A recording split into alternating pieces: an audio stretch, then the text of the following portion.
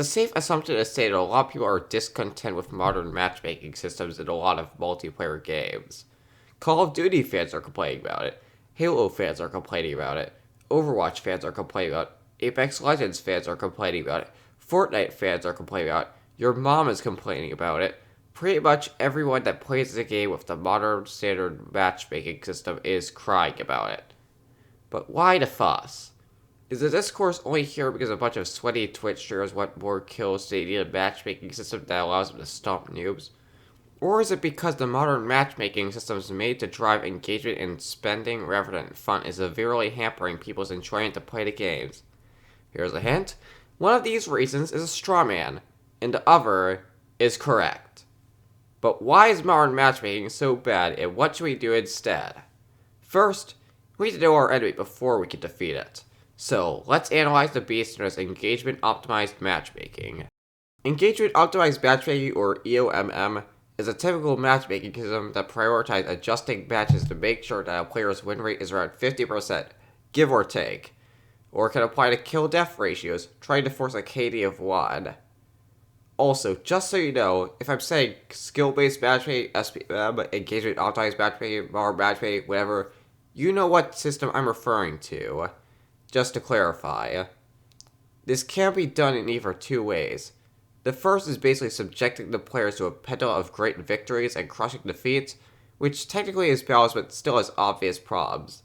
The second micro-adjusts the skill rating to try to make sure that every match is close as possible, which isn't, but hey, they sure try. This system can be done by either just making everyone near the same skill level, or by just adding some dead weight to a player that doesn't have enough great players near them. There are also some anomalous games of unreal win streaks or absolutely demoralizing losing streaks, but that's a whole different can of worms. So now we've defined what we're talking about in the first place. Now let's see why it's terrible. First, let's talk about one of my biggest problems with the system. It turns matchmaking into gambling. One of the main draws of playing video games is the interactive nature, as you get to control whether you win or lose by your own input. Sure, there's a bit of uncertainty and randomness thrown in, but that's mainly to spice up the gameplay experience to make sure you're not at a point where you just predictably win every time. This is why multiplayer games are so compelling. You don't always know who you're going to fight. Sometimes you fight against game trolls who couldn't hit the broadside of a barn, other times you're going up against the GOAT. And a lot of the time, you fight various people within this skill range. Actually, scratch that. The majority of the time you fight, the various people within this skill range. This is another layer of uncertainty, because we assume you are a perfectly average player within the skill bell curve, you'll mostly fight people close to your skill level, people who are a bit worse than you, and people who are a bit better than you, and these demographics will be mixed in a lobby. Occasionally you'll get a game that feels unfair in one direction or another, but it's mostly slight wins or losses in either direction. And during a lot of the games, you're still guessing if you're going to win or not. Now let's add the typical SBMM or EOMM system to this equation, and everything just falls apart. With modern matchmaking, it continually micro-adjusts or decides to give you a losing streak for no reason, meaning that a lot of your games are decided from the very start. It even gets to the point where the game predetermines your KD ratio, with a good example being Halo Infinite, which uses the same matchmaking as Halo 5, which was the first major step into modern SBMM. Don't believe me? Halo Waypoint shows you the history of your past 20 matches, including your kills, deaths, and your projected kills and deaths. Your games are literally decided before they even begin, which basically turns gaming into gambling.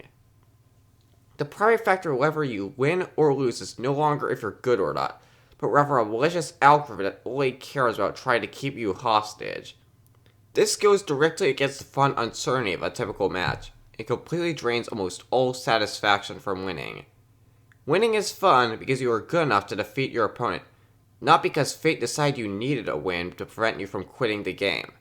I felt really good after my first 3 games in Fortnite after they were all wins, only to later realize that that was because the game was personally going easy on me. Once again, this is completely counter why gaming is even fun in the first place. This already sounds like a horrific experience, but trust me, it only gets worse. Let's talk about the social aspect. Now modern matchmaking damages it.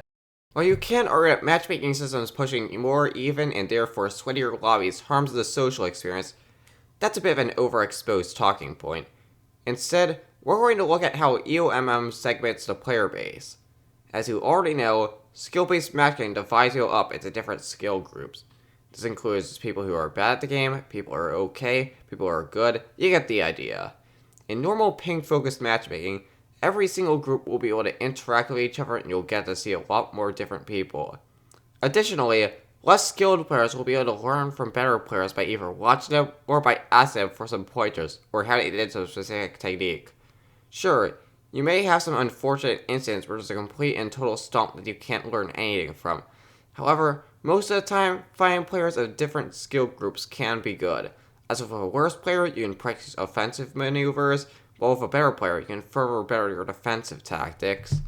There's a whole video by Core Gang about this, although it pertains more to fighting games than it does to FPS games. With all that, one of the worst things you can do is just completely divide all the skill levels, as now you've completely removed all those interactions. This is why you see a lot of communities divide between better and worse players, as the matching systems make sure that they cannot communicate with each other in the game as easily.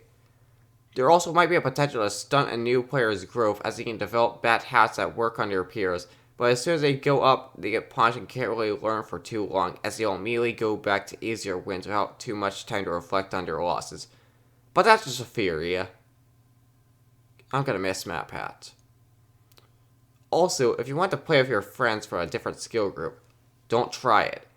It's probably going to be a miserable experience for you, your friend, and everyone else in the lobby, as you'll either stomp, your friend gets stomped, or you get a less severe version of both happening at the same time. But let's move back to the gameplay side, as we discuss the effect of games becoming sweatier. Let's be real here. Most people who play video games are people who want to unwind after a long day of work, not try to get a contract for FaZe Clan or wherever the biggest esports clan is nowadays. The tendency of matchmaking systems to pair people up with the most even games sounds good on paper, but all it does in the long run is suck all the fun dry from a game as it becomes more stressful than stress-free. Even games are exciting to watch and play time to time, but they're also the ones that give the most pressure to do your best or get cooked.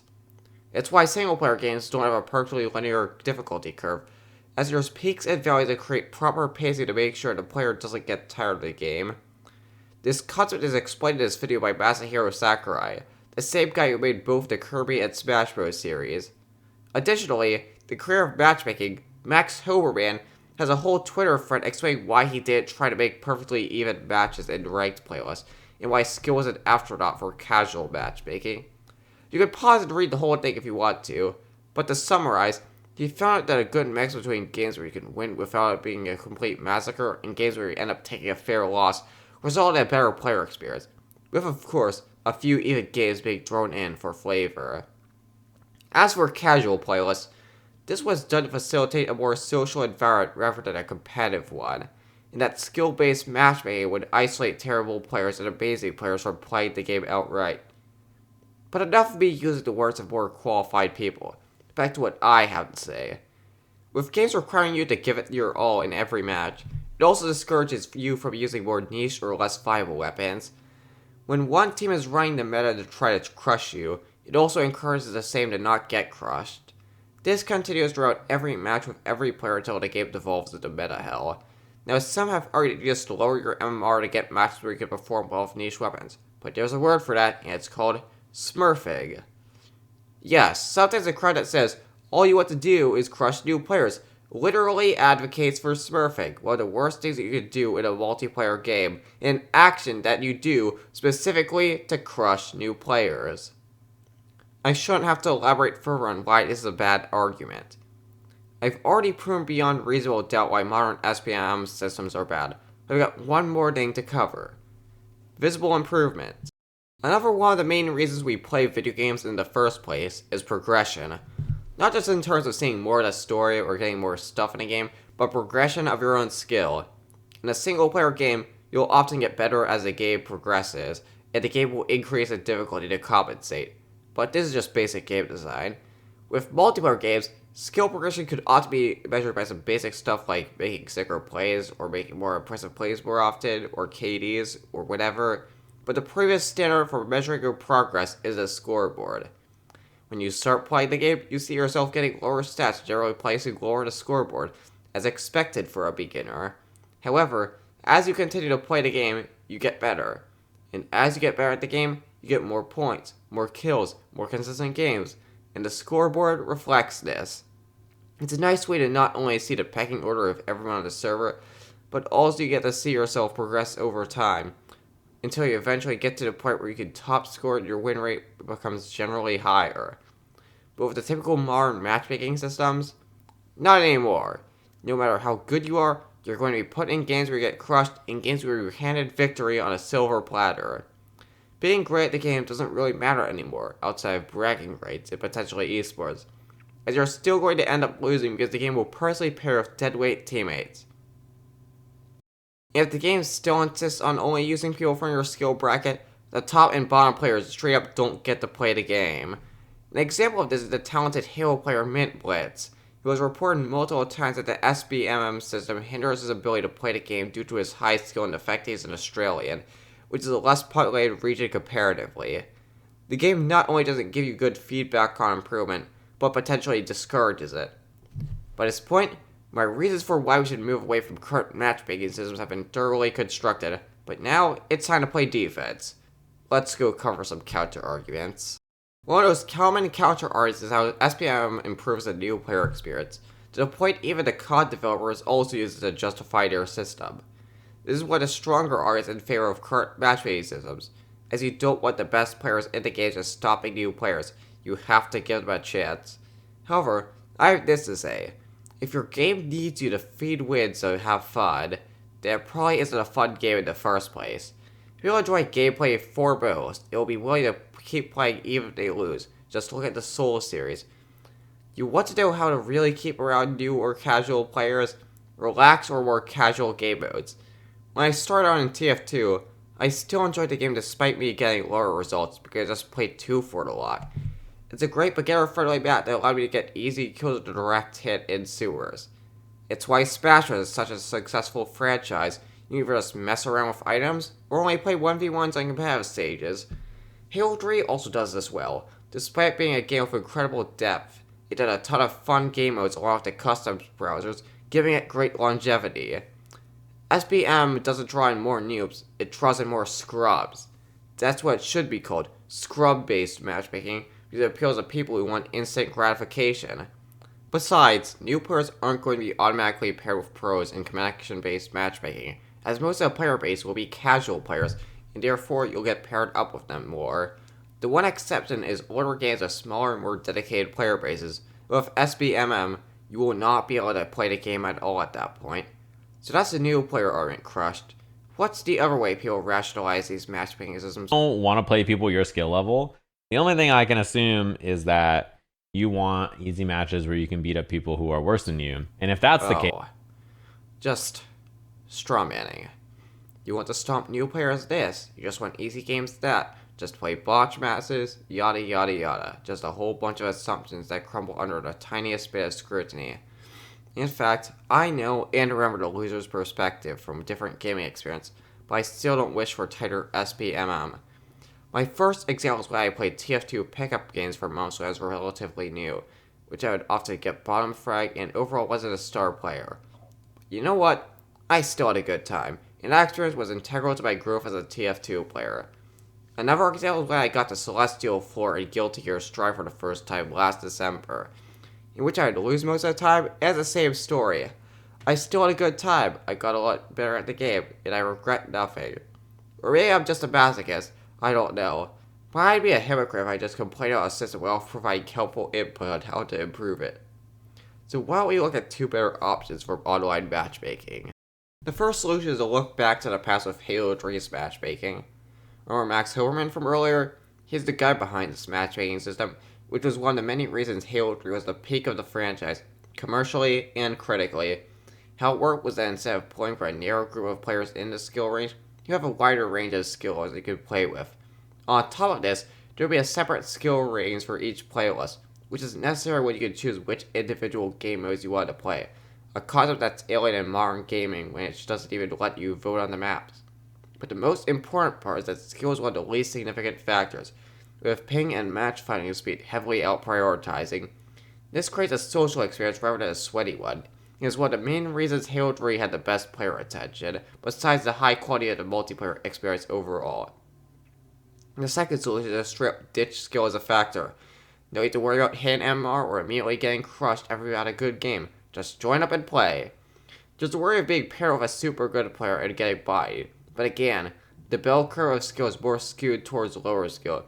As while everyone starts out as a noob, not everyone starts out as a prodigy. Seeing godlike players would be a rare occurrence rather than expected, and bad players would usually have some good company. Overall, just making a number of players in a skill bracket or just not having a bracket at all would be a much better alternative. With this video, I hope more people catch on to all the flaws that exist in current matchmaking systems and the general debate around this subject becomes more founded on actual reasoning rather than strawmanning. Then again, my channel is small, so I doubt anything would change. But to recap everything, EOM hurts a social experience, makes progression feel worse, and makes wins feel much worse when they were predetermined. The nature of technical skill curves made it so that new players won't encounter pro players that much. But what do you think? This is just my experience and thoughts, and I'm sure you have your own spicy takes, so comment them down below. Thanks for watching, tell me what you think, and I'll see you in the next one. Goodbye.